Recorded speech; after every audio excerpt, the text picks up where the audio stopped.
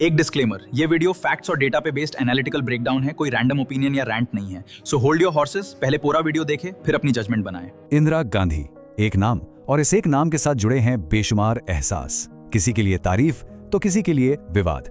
ये कहानी है एक ऐसी नेता की जिन्होंने ना सिर्फ इतिहास लिखा बल्कि हमारे लोकतंत्र पर एक ऐसा निशान भी छोड़ा जो आज तक मिट नहीं पाया है। उनकी कहानी में जबरदस्त कामयाबी भी है और उतना ही गहरा अंधेरा भी, और ये कहानी आज भी हमारी राजनीति को किसी न किसी तरह से प्रभावित करती है। स्क्रीन पर ये जो नंबर दिख रहा है 93,000, ये कोई मामूली गिनती नहीं है।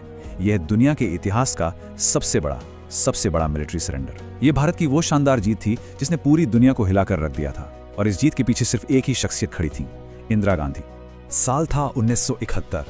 सोचिए, दुनिया की सबसे बड़ी सुपर पावर अमेरिका पाकिस्तान के साथ खड़ी थी, अपना 7वां बेड़ा ताक बंगाल की खाड़ी में भेज दिया था।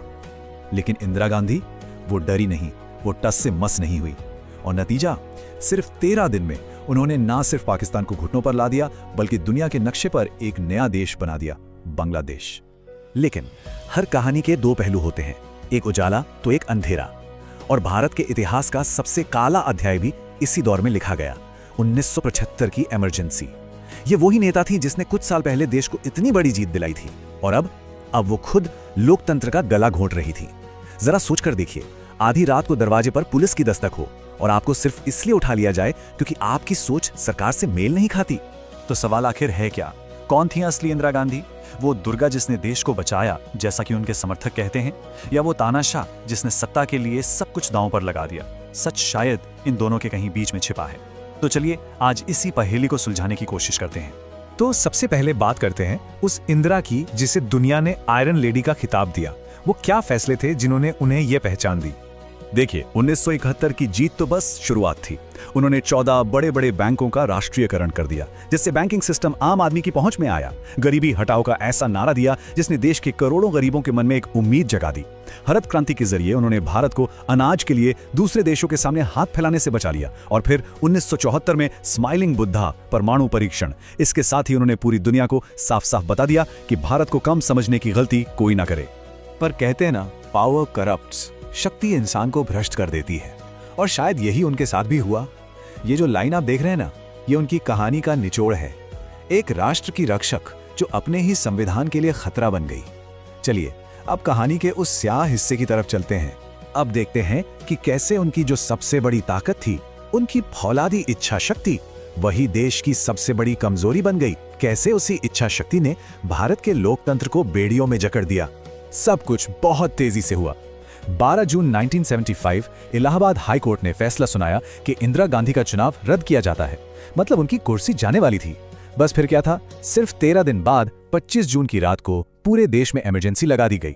अगली सुबह जब लोग उठे तो विपक्ष के सारे बड़े नेता जेल की सलाखों के पीछे थे। अगले 21 महीनों तक भारत में लोकतंत्र खत्म हो चुका था। इमरजेंसी सिर्फ नेताओं पर नहीं बल्कि हर आम भारतीय पर एक कहर बनकर टूटी थी। लोगों के मौलिक अधिकार छीन लिए गए, अखबारों पर सेंसरशिप लगा दी गई, उन्हें सच लिखने से रोक दिया गया। हालत ये थी कि कई अखबार विरोध में अपना एडिटोरियल पेज खाली छापने लगे थे। और सबसे खौफनाक था संजय गांधी का जबरन नसबंदी कार्यक्रम, जिसमें लाखों गरीब लोगों की मर्जी के खिलाफ उनके ऑपरेशन कर दिए गए। और इस पूरे अंधेरे दौर के बीच एक और नाम था जो हर जगह सुनाई दे रहा था, संजय गांधी। कमाल की बात यह है कि उनके पास कोई सरकारी पद नहीं था, कोई ओहदा नहीं था, फिर भी उनकी ताकत प्रधानमंत्री से कम नहीं थी। उन्हें कहा जाता था एक्स्ट्रा कॉन्स्टिट्यूशनल पावर, मतलब संविधान और कानून के दायरे से बाहर की एक ताकत जो पूरे देश की किस्मत लिख रही थी। उनकी कहानी का आखिरी अध्याय भी उतना ही दर्दनाक और विवादों से भरा रहा। एक ऐसा फैसला जिसने देश को एक ऐसा जख्म दिया जो शायद आज तक पूरी तरह भरा नहीं है। पंजाब में आतंकवाद अपने चरम पर था। जब आतंकवादियों ने सिखों के सबसे पवित्र स्थल स्वर्ण मंदिर को अपना गढ़ बना लिया, तो इंदिरा गांधी ने वो फैसला लिया जिसने सब कुछ बदल दिया।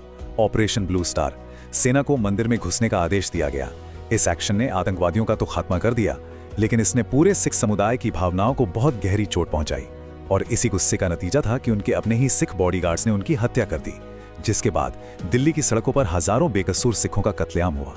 तो फिर कैसे समझा जाए एक ऐसी लीडर को जो देश बनाती भी हैं और उसी देश के लोकतंत्र को तोड़ती भी हैं? तो ये है इंदिरा गांधी का विरोधाभास। एक तरफ वो हैं जिन्होंने बांग्लादेश को जन्म दिया, देश को भुखमरी से निकाला और भारत को एक न्यूक्लियर पावर बनाया। वहीं दूसरी तरफ वही इंदिरा हैं जिन्होंने विपक्ष को जेल में डाला, प्रेस का मुंह बंद किया और देश की राजनीति में वंशवाद के बीज बोए। तो आखिर में ये सवाल हमारे सामने खड़ा होता है, उनकी सबसे बड़ी ऐतिहासिक भूल क्या थी? लोकतंत्र का गला घोटने वाली इमरजेंसी, या फिर ऑपरेशन ब्लू स्टार का वो फैसला जिसने देश को एक कभी न भरने वाला जख्म दे दिया? इसका कोई आसान जवाब नहीं है और शायद यही उनकी विरासत की सबसे बड़ी हकीकत है, एक ऐसी पहेली जिसे भारत आज भी सुलझाने में लगा है। Thanks for watching. Please like, share and subscribe for more. Jai Hind, Khuda Hafiz.